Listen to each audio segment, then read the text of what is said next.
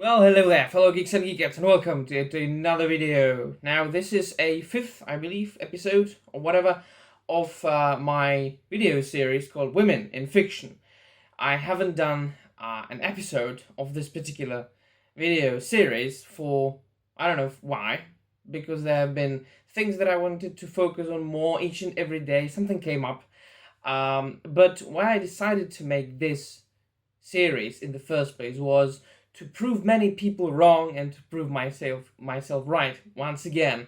The origin of this particular video series was that I got fed up to the back of my teeth with a lot of people saying that women, females, have always been underrepresented in fiction, and if they appeared in fiction, in a story, in a book, in a comic book, in a film, TV show, doesn't matter, they only served a not important purpose. They were just like a side character or a fill-in, or they were not as prominent and dominant or as badass, let's say, as they should be, or as the male characters, or they served as damsels in distress for the hero to save. That's wrong.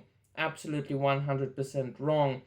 Throughout the entire history of storytelling, there have been women that are very strong and independent female characters in fiction, and many of them are one of my favorite characters, fictional characters in general, period.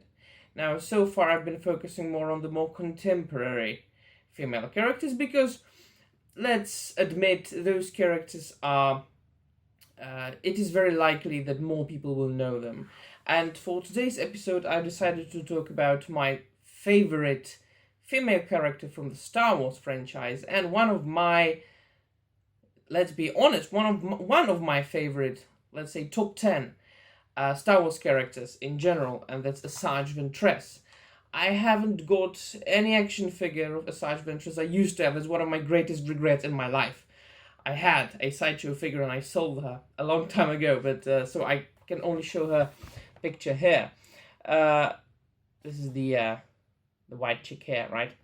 And on the front cover. This is, by the way, the Star Wars Clone Wars animated show that came out on Cartoon Network before the show by Dave Filoni that made the Clone Wars very popular.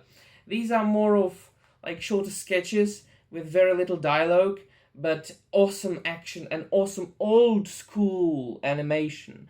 So I can say that I prefer this kind of Clone Wars over the new one. But let's get to ASAJJ Ventress. So, who is she? ASAJJ Ventress is the Dark Apprentice of Count Dooku, or Darth Tyrannus. Now, I don't think that she is a Sith Lord. She has never reached the position of a Sith Lord. But if you have been following the Clone Wars for some time, which is what made her famous, of course, I believe that she first appeared in this Clone Wars, but the Clone Wars is what made her popular among fans, and she of course appeared in many expanded universe books and comic books. There have been some figurines made of her and some statues. I need to get some new, really. And and she very quickly became one of the fan favorites for very simple reasons. She is one of the most badass dark side characters in the entire Star Wars saga.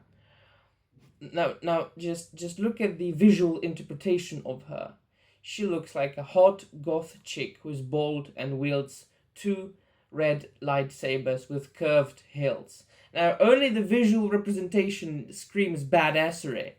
And even when I was a very young teenager, in my very early teens, or mid-teens, I don't even remember, but it was around the time when this came out, I think, and I saw this for the first time, and I had a huge crush on ASAJJ Ventress, even when she still looked like this, very animated. So yeah, it's kind of creepy, but hey, it's us geeks.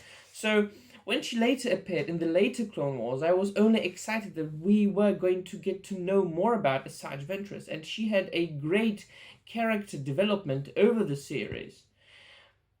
Now, some minor spoilers will come. Coming from the dark side, being just a disciple of Count Dooku, and doing what he tells her and what Darth Sidious tells her, mainly trying to kill Anakin Skywalker and Obi-Wan Kenobi, to slowly getting on her own, dividing, separating herself from Count Dooku, because he tried to, well, fuck her over, right? And she embracing her original heritage with the Dark Sisters of Dathomir, and then being more or less on her own now.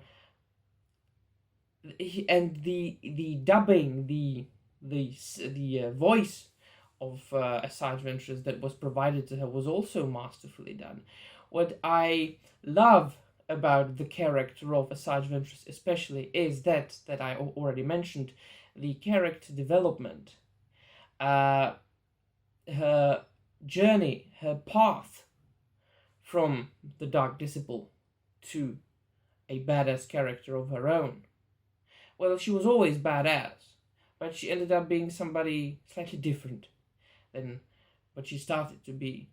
And that's what a very good character, be it male or female, should be, for anybody to be able to sympathize with the character or identify with the character, have the feeling of catharsis. The character should go through some suffering, through trials and tribulations, on a journey. And at the end of that journey, the character should come up stronger. And that is what is missing in the sequel trilogy, let's say. When you look at Rey, Rey is absolutely unlikable character, because she started being perfect and she ended up being perfect. No, she ended up stealing a name. She ended up stealing Skywalker's name. She couldn't even think of her own name.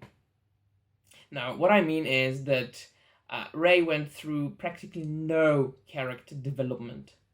And other than that, she was portrayed by an actress who isn't a very good actress. So she wasn't really likable.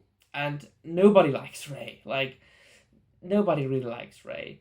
Rey action figurines are peg warmers at Walmarts and toy shops and Targets. Nobody wants to buy Rey characters. Everybody wants the original trilogy and the prequel trilogy and the Clone Wars characters, figures. And whenever an action figurine or a statue of ASAJJ VENTRESS comes out, whatever the price is, it gets sold out like instantly, because she's a cool, very well written, very well thought character. And not only is she badass and cool and independent, but she's also attractive.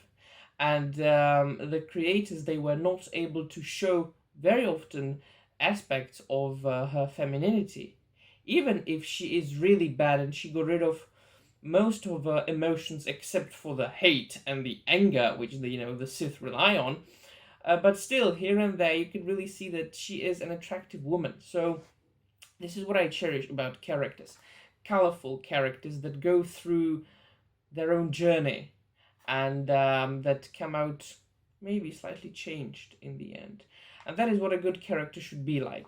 And that is what ASAJJ VENTRESS is. And that is one of the reasons why I love her and why she's one of my favorite Star Wars characters in general, and most certainly my very favorite Star Wars female characters.